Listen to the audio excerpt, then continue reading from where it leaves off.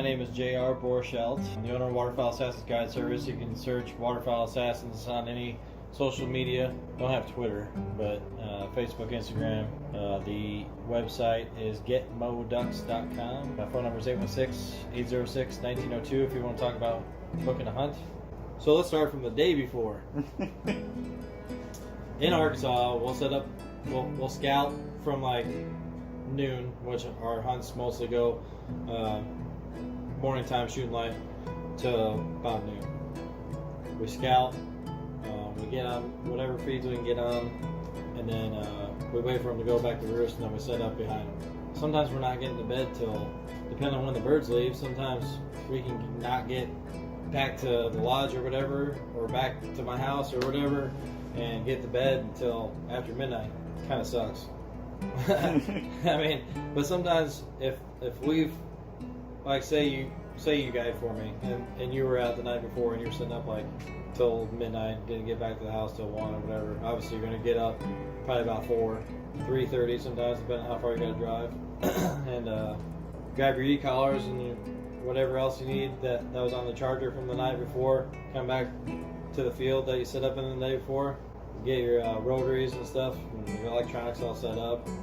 Most of the clients meet us at a gas station designated whatever area, so everybody can get their coffee and their snacks, blah blah blah. You know, same old that you do. Like if you're a buddy on, we try to have everything set up about an hour before shooting light. That way everybody gets settled in, everybody's situated. You know, if anybody's got issues with a gun, we can figure it out before daylight, or problems with getting stuff in the field. But we have side by side, so we can pretty much get in any field, whether it's wet or dry.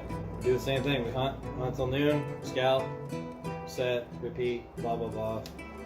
But when we get for snow geese, if we're in northwest Missouri, once we leave Arkansas, we try to kind of stay even with the mass of the migration. Once Squaw Creek gets to about 500,000 or so, I typically would like to have at least a couple spreads going in northwest Missouri. Usually that's about the last week of February. Usually my last weekend of February is packed full. And the next 2 weekends after that too. So the last week of February, the first week of March, and the second week of March are usually pretty hot weeks for northwest Missouri as far as migration goes. We set big spreads there, and they're semi-permanent. So most likely we set the spread in whatever hilltop, and then it stays there until we're done with northwest Missouri dates, and then we pack up, head to South Dakota, where sometimes we have a couple spreads that were up there were mobile. A couple were semi-permanent. There were about 1,500 to 2,000 decoys. Now the spreads in northwest Missouri, we have 3 spreads that are over 3,000 decoys each, and then one full body spread. It's all chicken downs, about 12 to 1,500 decoys too. So fun time putting them in. Yeah, if the ground's frozen, it's kind of shitty. But yeah, that's not something that you generally think about when you have to set out 1,500. It's midwinter. How are you going to get it actually into the ground? Yeah. What I saw a lot of your people do is you put them into the corn stalks, which actually works pretty well. We've done that, especially if I have some sill socks just on backup because you got a thin wire stake. When the ground's frozen, we either beat them in with a rubber mallet or finding other ways of drill, sticking them into corn stalks if we have to. But permanent spread, like some of these permanent spreads, we have to get those decoys in the ground. So when you were down with us, we actually had like a foot of snow in northwest Missouri still, no birds, but central Missouri was loaded up with birds and there was no snow, barely any snow. Yeah. And the snow line was kind of like just north of I-70. And I relocated everybody that was those next couple of weeks from northwest Missouri down to central Missouri, which we used to run majority of our hunts in central Missouri too. Before they started draining, Grand Pass was a big stopping point for snow geese, and before they kind of hit Squaw Creek, and they started draining it. About 2016, I think, is when they really started draining after duck season. They stopped holding birds. Yeah. So snow geese, specifically, when you came down, you actually hit. I think we had a blizzard then too. Yep. So it was really cold. The geese were hungry. We killed a bunch of birds, but Yeah, I'd rather be hunting when it's about 45 degrees and sunny with a north wind, a decent 15-mile-an-hour north wind. That's when it's fun hunting snows in Missouri, anyways. And then for Canada geese, is it kind of the same? Most of it's kind of less for the decoy section, at least. Yeah. The extent of my Canada goose season is pretty much this early goose season in Minnesota. In the chance that I have a banger hunt set up in Missouri during season, we might go there. We used to run a lot more honker hunts in Missouri back in the day. Been harder and harder to book honker hunts as decoys become more available and cheaper.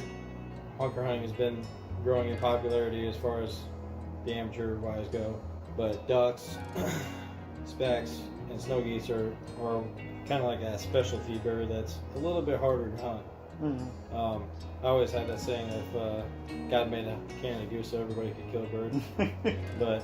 but you know, honkers can give you a slip too. Like today, we killed birds, but a lot of the flocks that we were trying to work or whatever just really didn't care. They had an idea where they wanted to go and what they wanted to do. So, like I said, my extent of my Canada goose season is pretty much early goose in Minnesota, and some of these guys, we get some hunters that want to do some honker hunts in late season up here, but it's not really a big popular thing as far as guiding wise go. But I'm usually in Missouri getting ready for duck season until it opens, and then once it opens, I'm full tilt going after ducks in northwest Missouri. But I'm a goose hunter at heart. I'd rather be chasing geese, but me chasing geese isn't going to pay the bills.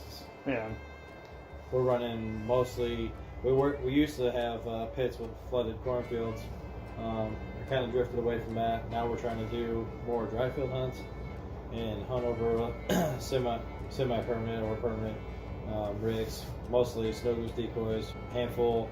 So last year was pretty much the experimental year on how I wanted to do this, and it worked out pretty well. And I had 1,200 snow goose decoys, 20 dozen big owl specs, and 20 dozen field mallards, and about 10 dozen were full body, and 10 dozen were big owl silhouettes. And we run anywhere from like 4 to 20. I think we had 25 spinners out at one time. We had a lot of good days over that rig, and it really didn't move.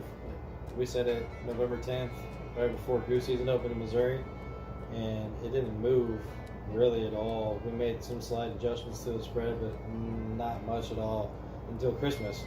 Wildly successful. I mean, the mallards like working over snow goose decoys, and a lot of people don't understand that or don't know it, you know. So clients will show up and be like, "Oh, we're gonna shoot a bunch of snow geese today. There's snow goose decoys out here." I'm like, "No, that's to attract the ducks. We're here to focus on ducks. If we shoot some geese, those are a bonus." So we do shoot a handful of specks out of that spread almost every day last year. But we held a lot of spec bellies last year. I don't know why. Most of them were adults, so I don't think we might have shot 1 or 2 juvie specs the whole time, but it was mostly adults.